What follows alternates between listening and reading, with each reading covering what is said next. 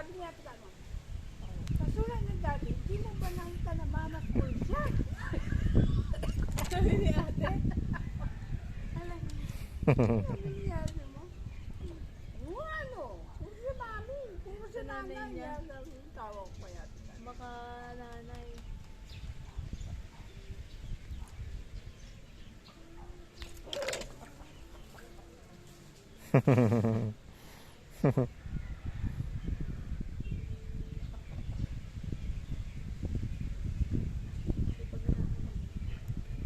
Hindi na papagod, no? Aki.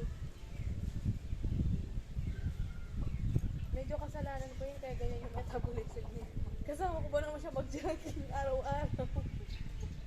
Araw-araw. Tapos pagpagod na po ako, pinagtitripan ko siya sa garahe.